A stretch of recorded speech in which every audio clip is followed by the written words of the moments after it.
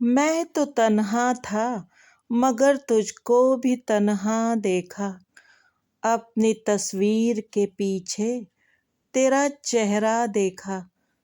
जिसकी खुशबू से महक जाए शबिस्ताने विसाल। दोस्तों, तुमने कभी वो गुले सहरा देखा?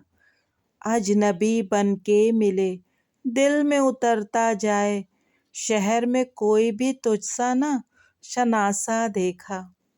अब तो बस एक ही ख्वाहिश है कि तुझको देखें। सारी दुनिया में फिरे और न जाने क्या क्या देखा।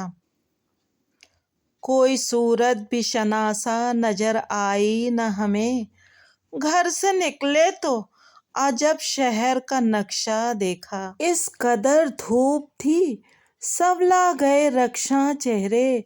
जलते सूरज का मगर रंग भी पीला देखा। पेड़ का दुख तो कोई पूछने वाला ही न था। अपनी ही आग में जलता हुआ साया देखा।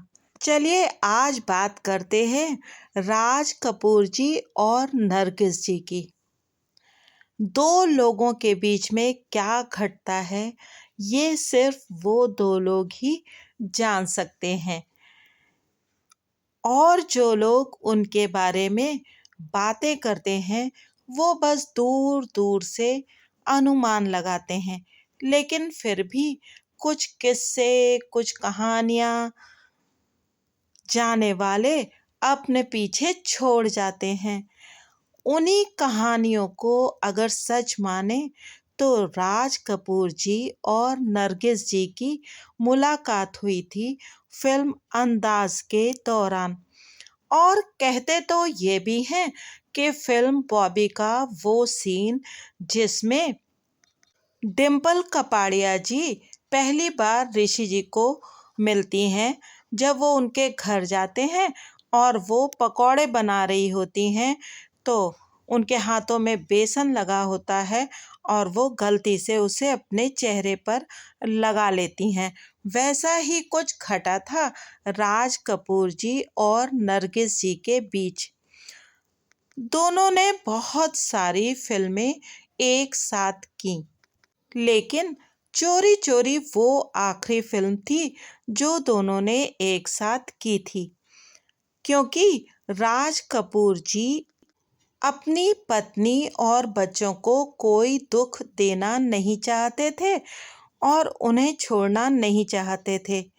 इसलिए राज कपूर जी और नरगिस जी की शादी किसी भी तरह से मुमकिन नहीं थी।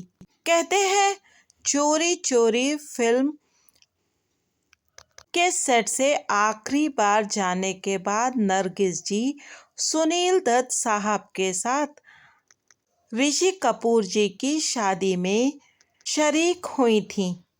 राज कपूर जी से ब्रेकअप के बाद नरगिस जी ने सुनील दत्त साहब से शादी कर ली।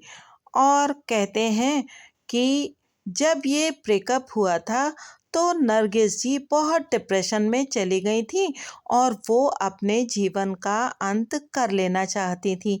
मगर फिर उनके जीवन में सुनील दत्त साहब आ गए और उन्होंने उनको जीवन जीने की एक नई दिशा दिखलाई और दोनों ने बहुत जल्दी से विवाह कर लिया।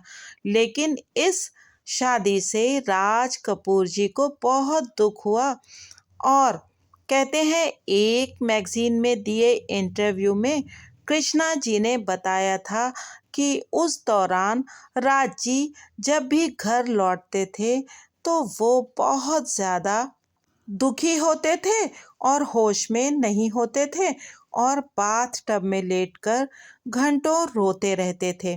सच कुछ भी रहा हो, लेकिन दोनों अपने अपने जीवन में आगे बढ़ गए और अपने अपने पार्टनर्स के साथ एक बहुत ही सुंदर जीवन जिया। हालांकि आरके स्टूडियो का एम्बलम आज भी राज कपूर जी और नरगिस जी को ही रिप्रेजेंट करता है। सच चाहे जो भी रहा हो, लेकिन दोनों भारतीय सिनेमा के जगमगाते सितारे थे। दोनों को हार्दिक श्रद्धांजलि।